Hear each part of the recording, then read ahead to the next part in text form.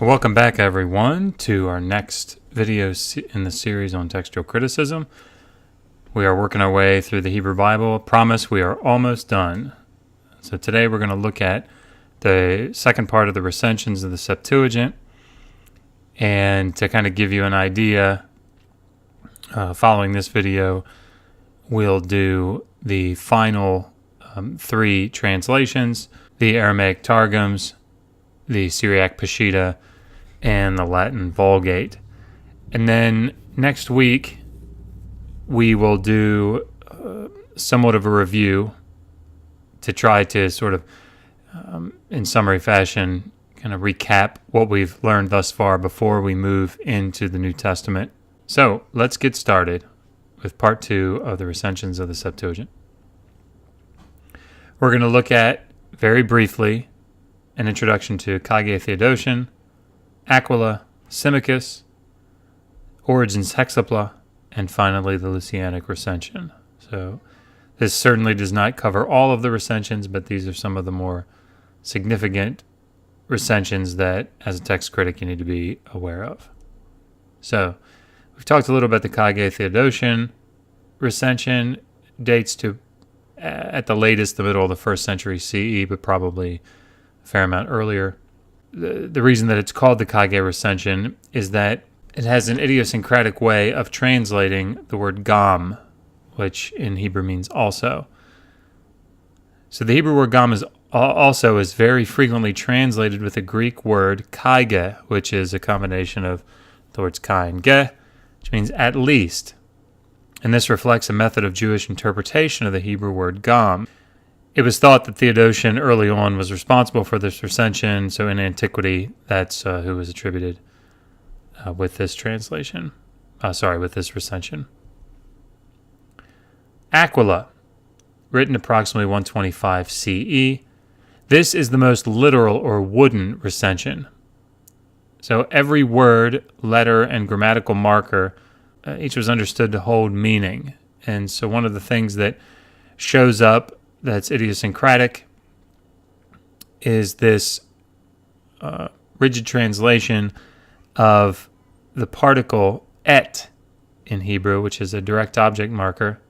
Oh, and that hyphen should be on the other side. I'm telling you, that reverse Hebrew script screws me up. Anyhow, it should be et, and that dash should be over on the left. Anyhow, I know that's being a little too picky. So he translated et, which is a grammatical marker that sometimes, or not nearly as frequently, means with. That marker, et, is most often left untranslated. All it does in the sentence is tell the reader that the word that comes after it is a definite direct object. So it marks the direct object. And if you don't know what that means, that's fine. You don't have to know. It's not a big deal. We'll do a video on it maybe. But because sometimes it can mean with, he translated it woodenly with every time because he felt that that grammatical marker held meaning and needed to be represented in the Greek text. So it's a very literal wooden recension. Symmachus, end of the 2nd century or beginning of the 3rd century CE. His recension tended to be more periphrastic. He was trying to get at the meaning of the text as opposed to woodenly translating what the text said. So after these 3 recensions came the Hexapla by Origen. So Origen, an early Christian theologian, mid-3rd century, created an edition of the Hebrew Bible in 6 columns, and he called it the Hexapla. It contained the recensions of Aquila, Symmachus, and H.A.P.S Theodotion. No, it's fine. It's a nice edition. A British tar is a soaring soul. Okay. I love that song. Anyway.